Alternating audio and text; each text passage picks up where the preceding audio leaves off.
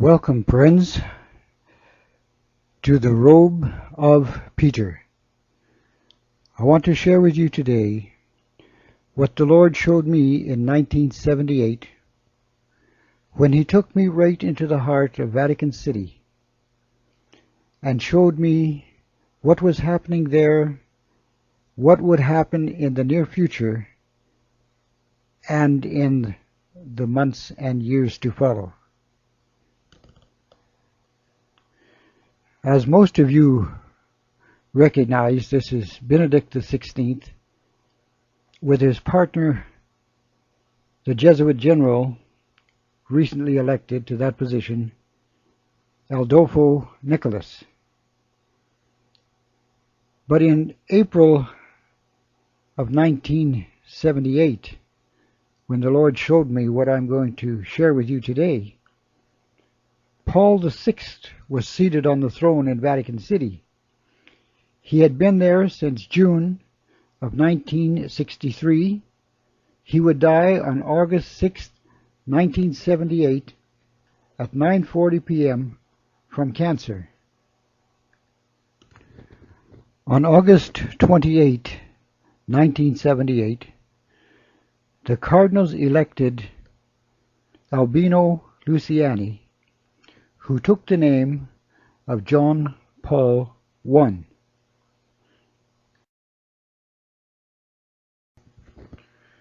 Our story begins in Creston, British Columbia, Canada.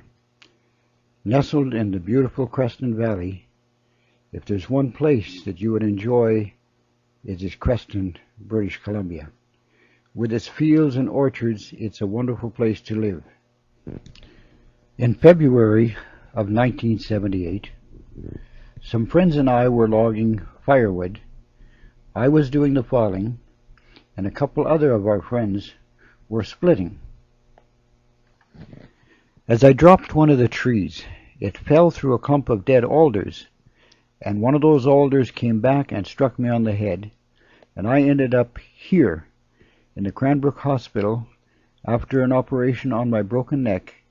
I spent 3 weeks in a striker frame until my neck healed sufficiently so that I could go home. 4 hours on my back and then 4 hours on my stomach. One day, as two of the nurses came in to rotate the bed, they said to me, "Mr. Weber, we're not going to let you out of here." And I said, "Oh, why is that?" And they said, "Well, you wouldn't believe how some of the patients treat us. They curse at us and swear at us, but you're always so cheerful and pleasant." And I said, "Well, Jesus gets all the praise. He is the great healer. Praise." One of the people I met during that 3 days, or 3 weeks, was a Christian brother from a Pentecostal church who spent 3 days in the same room. We shared many good conversations together, and when he left to go home, unknown to me, he rented a TV and sent it up to my room so that I could watch the programming on Easter Sunday, which was just a couple of days away. On Sunday morning, I asked the nurse to turn on the television, and I watched a couple of movies on the life of Christ.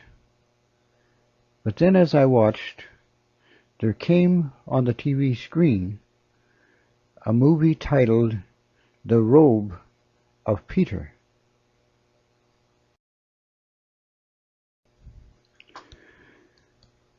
I do not recall what the first scene was that I saw as the Robe of Peter began to play before my eyes on Sunday in April in 1978.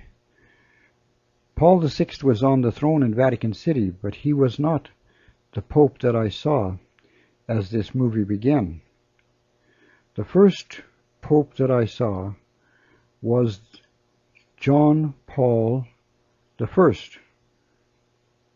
Albino Luciani, who had taken the name of John Paul I. And the scenes that followed at the beginning were in connection with this Pope.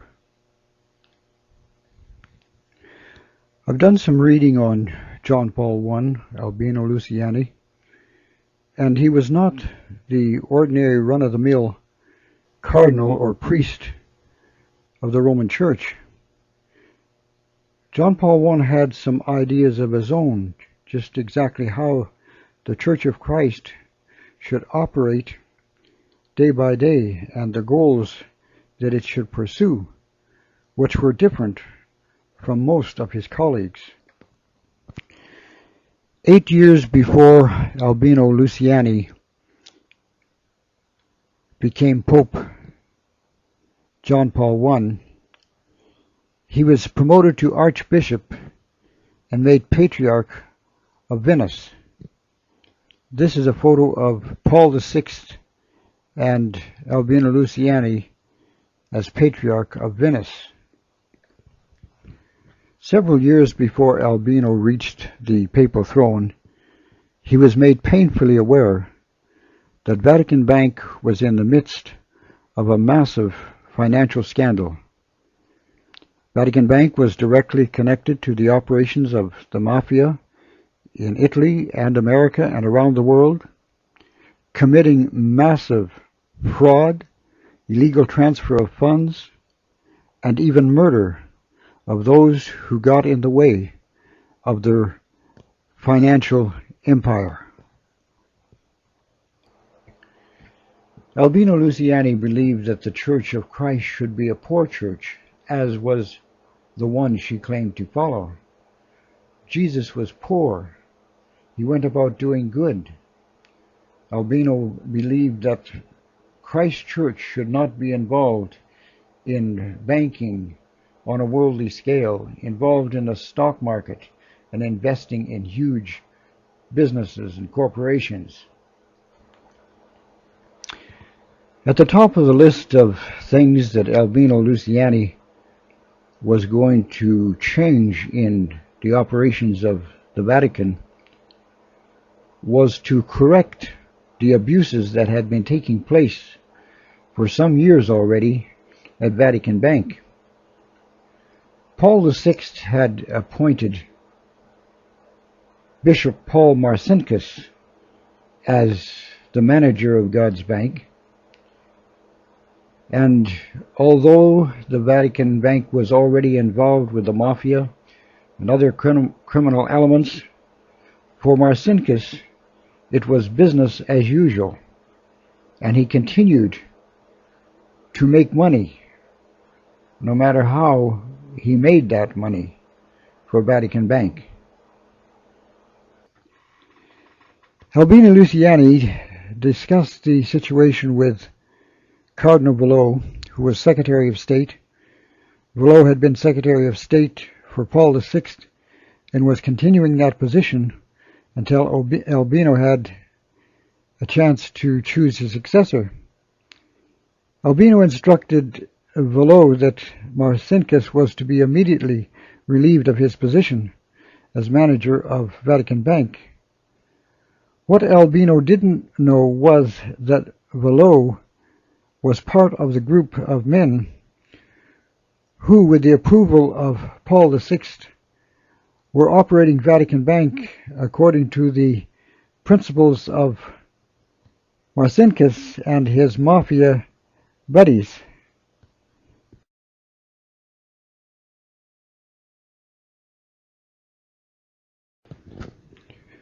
Almost immediately upon being seated in the papal chair, Albino Luciani began to implement the changes that he saw were so desperately needed in Vatican City and in the operation of Vatican Bank. Almost as quickly, Cardinal Velo and his friend Bishop Paul Marcinkus realized that if John Paul I had his way, these changes would spell disaster for them and their Mafia partners in crime. Again, we highly recommend that you get the book In God's Name by David Yallop and read the details of what was going on behind the scenes. Cardinal Velo and Marcinkus immediately began to notify their mafia partners who were positioned in different places around the world. Roberto Calvi, also known as God's Banker, Lucio Gelli, Master of the P2 Masonic Lodge, Sedona, Master Banker, and in Chicago, Cardinal John Cody. But, sadly and tragically, for the Roman Catholic people and for the world, Albino didn't have a chance. These men, who are agents of the devil, decided immediately that John Paul I must die. And die he did. And business in the Vatican City and Vatican Bank goes on as usual. On September 28, 1978, while Pope John Paul sat down to dinner, other men in other places were deeply anxious about the activities of the newly elected Pope.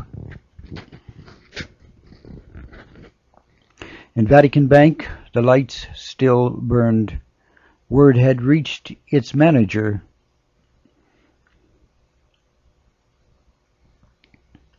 Bishop Paul Marcinkus, that he was being investigated and was about to be removed.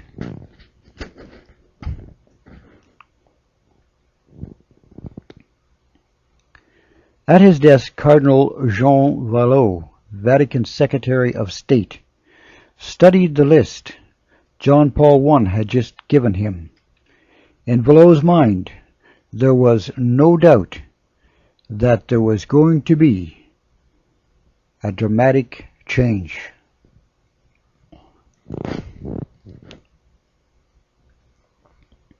In Buenos Aires, banker Roberto Calvi consulted his protector Lucio Gelli, the formidable head of the secret organization P2. Calvi knew that he now faced total ruin.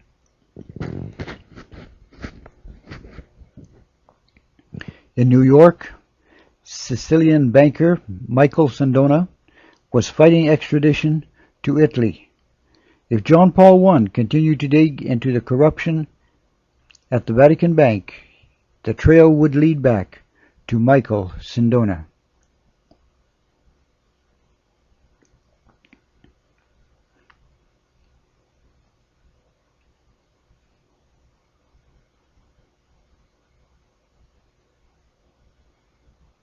In Chicago, Cardinal John Cody received a phone call from Rome. The Pope had decided that Cardinal Cody was to be replaced.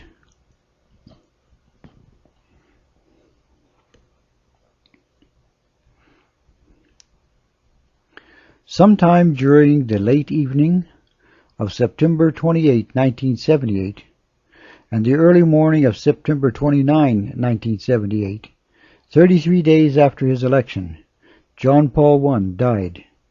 Time of death unknown. Cause of death unknown.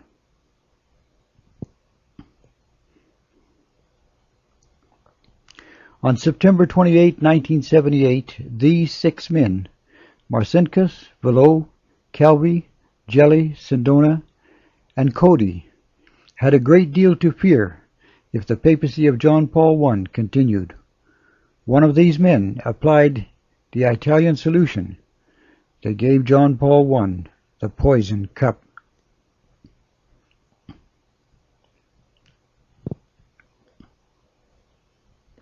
Revelation 18:24. And in her was found the blood of prophets and of saints and of all that were slain upon the earth.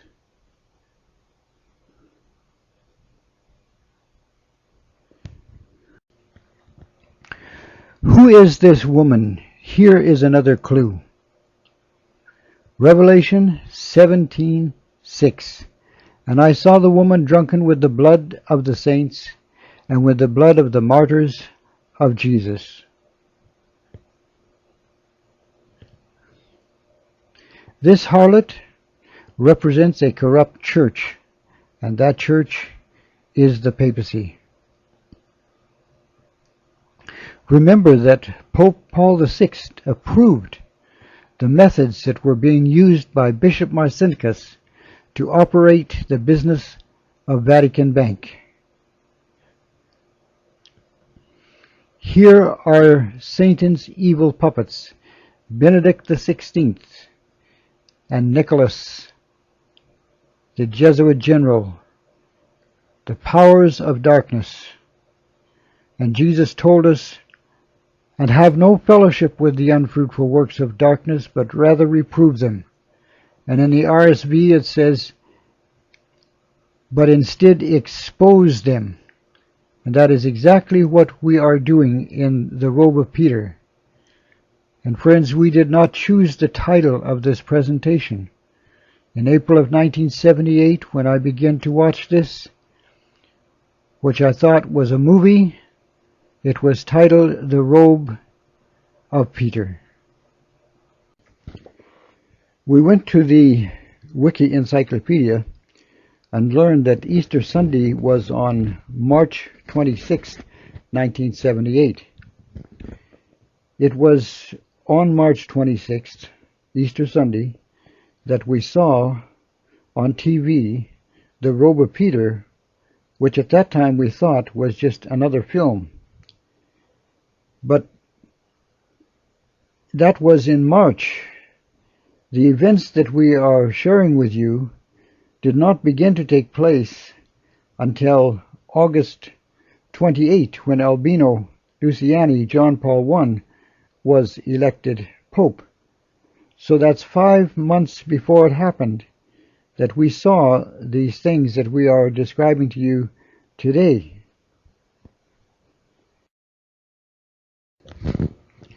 From time to time we would think about what we saw in March of 1978, but it wasn't until 10 years later, in June of 1988, that we suddenly realized that it was not just an ordinary film that we were watching that day in the hospital in Cranbrook on Easter Sunday, March 26, 1978.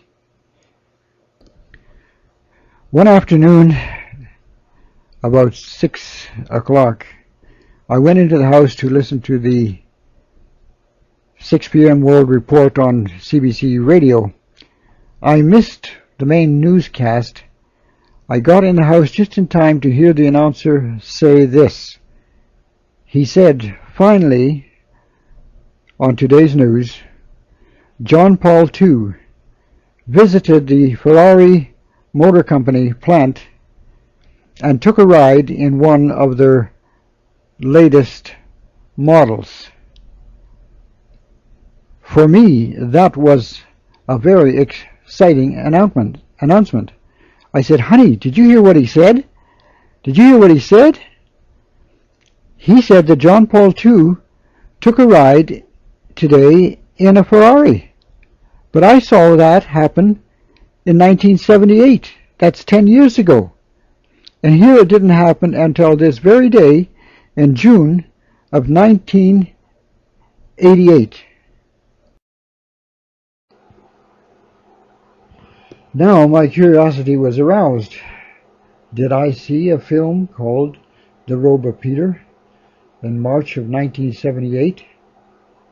And one event is just now taking place in June of 1988, 10 years after I saw it. I went to the video stores and asked if they had a video cassette titled The Robe of Peter.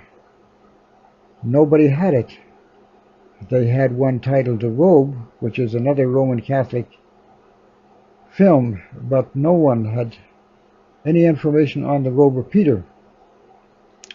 So I had a copy of the 1970 Catholic Almanac, and I looked up some of the media suppliers, Catholic media suppliers, and wrote to them asking if they knew where I could get a copy of the Robe of Peter for public showing.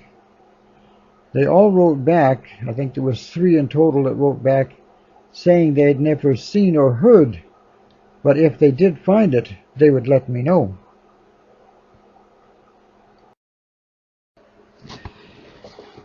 In February of 2004, I decided to write to the main Catholic newspaper of the Vatican and see if we could get a picture of that ride that John Paul took in 1988.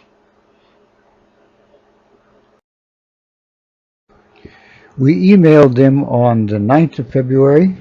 They responded the next day on the 10th of February. We exchanged a few emails and then we sent them $20, and by March of 2004 we received 3 quality photos of the event that took place in 1988, but I had seen take place in 1978, 10 years before it happened. We want to thank the Vatican newspaper for being so helpful in helping us to get the proof of what we saw in March of 1978. There's another event that happened in the Robe of Peter that I remember very clearly as I watched it there on the 26th of March, Easter Sunday in March of 1978. This event did not happen until the 5th of September of that year, 1978, but I saw it take place 5 months before, on the 26th of March. As I watched, I saw that the new Pope, John Paul I, had a visitor. I could tell that he was from another country, that he was a member of some church, he was clergy, and he was speaking with great earnestness about something to John Paul I. As I watched this event take place, suddenly this man clutched his throat and collapsed at the feet of the Pope. This was on the 26th of March, 1978. It did not happen until the 5th of September, 1978. Some years later, a friend loaned me a copy of the Keys of This Blood. I found in there a written account of this event. I learned that the man's name was Nicodim. He was a member of the Russian Orthodox clergy. He was also a KGB agent, and he was on an ecumenical visit to the Pope. I did not have the proof that I really wanted that I had seen this event take place before it actually did. So I went on the internet, and that's when I found the picture you're looking at now in the Catholic Counter-Reformation.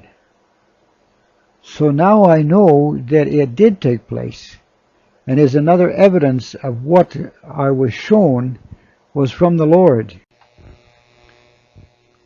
Some have been asking, why did God give us this vision?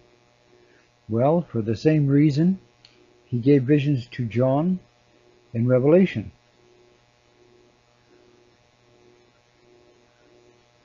Isaiah 42:9. Behold, the former things are come to pass, and new things do I declare. Before they spring forth, I tell you of them.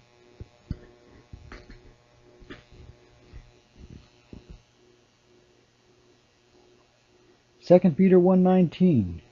We have also a more sure word of prophecy, whereunto ye do well that ye take heed, as unto a light that shineth in a dark place, until the day dawn, and the day star arise in your hearts. Jesus is the day star, the bright and morning star. He gave us the vision because he wanted his people to know that he sees and hears all that the papacy is doing and planning, so he took us right into the Vatican to remind us he is in charge.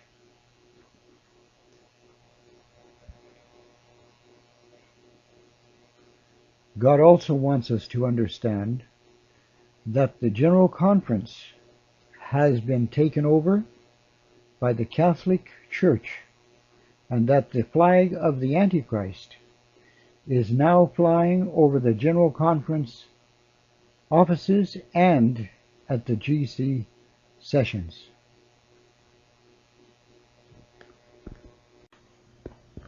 Time is fast running out.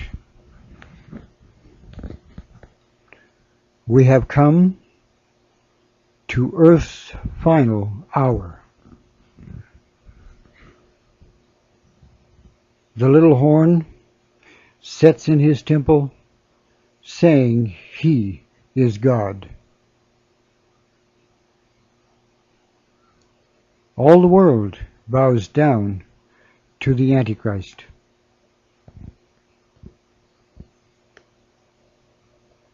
Including the false shepherds of the Adventist leaders who are wolves dressed in sheepskins, who call themselves the Church.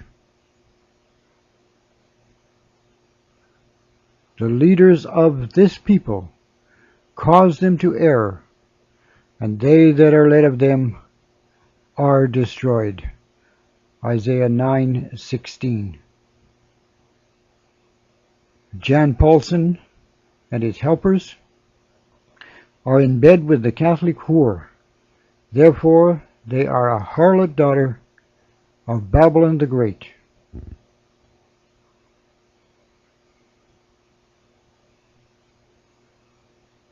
Unless they quickly repent, they will join the beast in the lake of fire.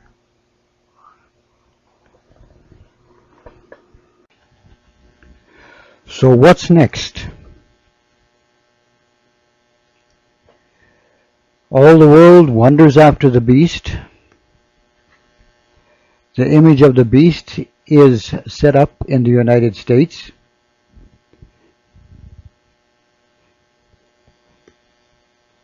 National apostasy signals national ruin. In 1891, Ellen White wrote that the rulers of the United States would place themselves on the side of the man of sin, which was national apostasy, and national ruin would follow.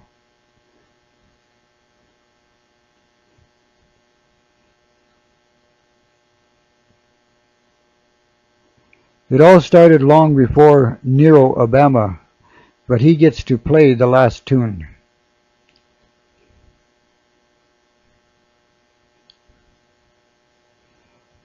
It has been the aim of the papacy to destroy America and her Protestant heritage.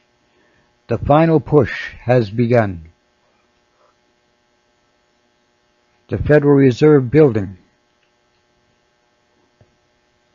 How many people understand that it is not a Federal Reserve building or bank, but the tool of the Jewish bankers under the direction of their Jesuit masters? The so-called bailout was the biggest bank robbery in American history. America is busted. The final blow is imminent. The very last scene was David Willey of the BBC reporting from Rome that the Pope pledged the vast wealth of the Catholic Church to save the world from the financial collapse that had just occurred. The storm is coming, relentless in its fury.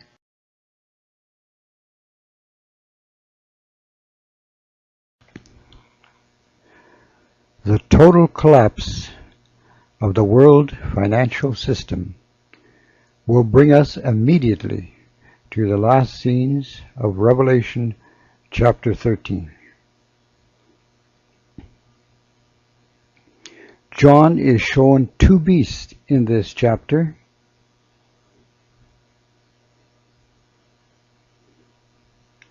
The first beast represents the papacy, which ruled Europe until 1798.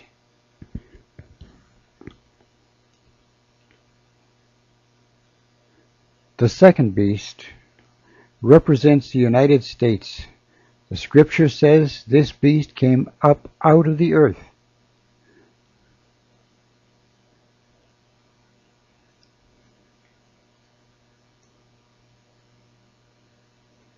The United States arose out of the earth like a gentle plant and grew into a prosperous and free nation.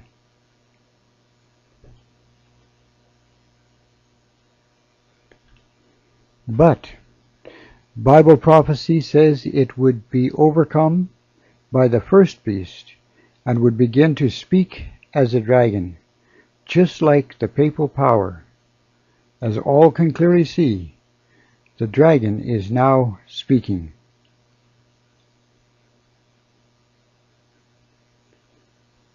No man can buy or sell unless they have the mark, which is Sunday worship, the name, Catholic, number 666, which represents spiritualism. In the days of these kings shall the God of heaven set up a kingdom, and it shall not be left to other people. It shall break in pieces and destroy all these kingdoms. That is the very time in which we live, friends. Jesus is coming.